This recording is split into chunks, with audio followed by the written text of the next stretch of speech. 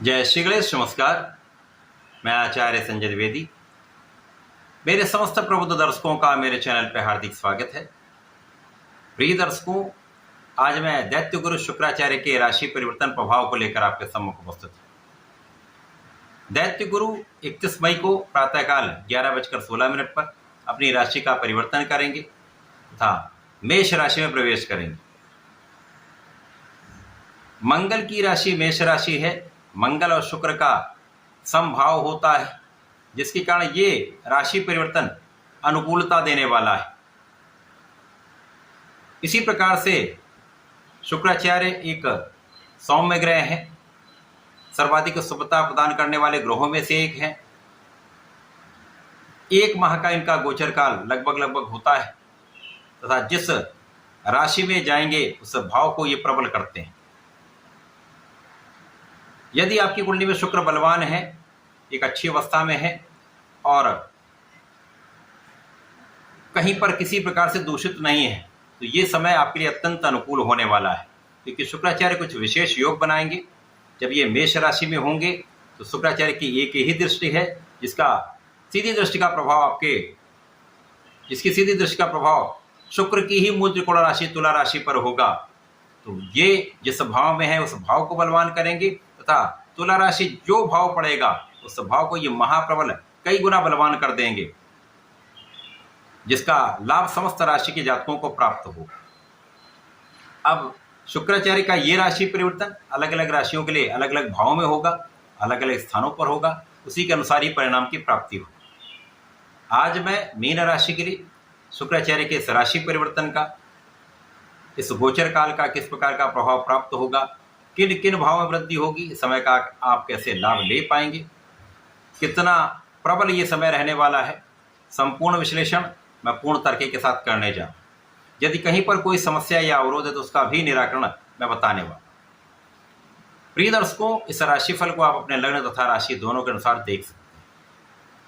अब मीन राशि जो गुरुदेव बृहस्पति की राशि है, गुरुदेव बृहस्पति देवगुरु हैं, शुक्राचार्य दैत्य गुरु हैं। इनके बीच में मित्रता का भाव नहीं है, परंतु दोनों गुरु हैं, अतः कहीं न कहीं ये एक सामंजस्य की स्थिति बनती है। तथा यहाँ पर यदि हम अवलोकन करें तो मीन राशि के लिए शुक्राचार्य आपके तृतीय भाव के स्वामी हैं तथा आपके अष्टम भाव के स्वामी। गुरुदेव बृहस्पति की राशि मीन राशि के लिए शुक्राचार्य का ये गोचर अत्यंत विशेष भाव द्वितीय भाव में प्रारंभ होने जा रहा है। द्वितीय भाव जो कि धन का भाव है, वाणी का भाव है, परिवार का भाव है, पारिवारिक संपत्ति का भाव है। यहाँ पर शुक्राचार्य जो अत्यंत सौम्य ग्रह हैं, जाएंगे तो विशेष प्रभाव देंगे।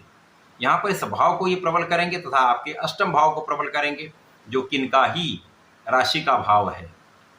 निश्चित रूप से इस समय में आपके धन की स्थिति बहुत अच्छी रहने वाली है। धन का लाभ विशेष रूप से आपको प्राप्त होगा। विशेष रूप से इस समय में अचानक धन प्राप्ति की स्थिति बन रही है, आकस्मिक धन का योग बन रहा है, जो आपके लिए विशेष रूप से लाभकारी हो रहा है। इस समय में आप स्वस्थ भी रहेंगे, आप आध्यात्मिक भी रहेंगे, पूजा पाठ में आपका मन भी लगेगा तथा परिवार का संपूर्ण सहयोग आपको प्राप्त होने वाला है। इस समय आपकी वाणी में भी मधुरता रहेगी। वाणी का आप सही उपयोग यदि कर लेते हैं तो विशेष लाभ आपको प्राप्त होंगे। परिवार का सहयोग आपके साथ रहेगा ही, पारिवारिक भाव में वृद्धि हो रही। इसी प्रकार से इस समय में आप अपना संपूर्ण परिश्रम करने वाले हैं, अपना 100% प्रयास करने वाले हैं, जिसका लाभ भी आपको आपके कार्यक्षेत्र में प्राप्त होने वाला है। इस समय छोटे भाई बहनों का विशेष रूप से सहयोग प्राप्त होता है। इस समय में अच्छे मित्रों का मार्गदर्शन मिलता है, सहयोग मिलता है, साथ मिलता है। इस समय में आपके ज्ञान में वृद्धि होने का योग दिखता है। यदि इस समय आप कुछ विशिष्ट ज्ञान प्राप्त करना चाह रहे हैं, अपने ज्ञान को बढ़ाना चाहते हैं, अपने ज्ञान को आप विस्तृत करना चाहते हैं, तो ये समय बहुत अच्छा है। आध्यात्मिक ज्ञान प्राप्ति करने के लिए एक विशेष योग है। यदि आप आध्यात्मिक ज्ञान प्राप्त करना चाहते हैं तो बहुत अच्छा समय। इसी प्रकार से इस समय में शुक्राचार्य का प्रभाव आपके धन के मार्ग बनाने वाला है। परिवार के सहयोग से, पारिवारिक संपत्ति के भाव से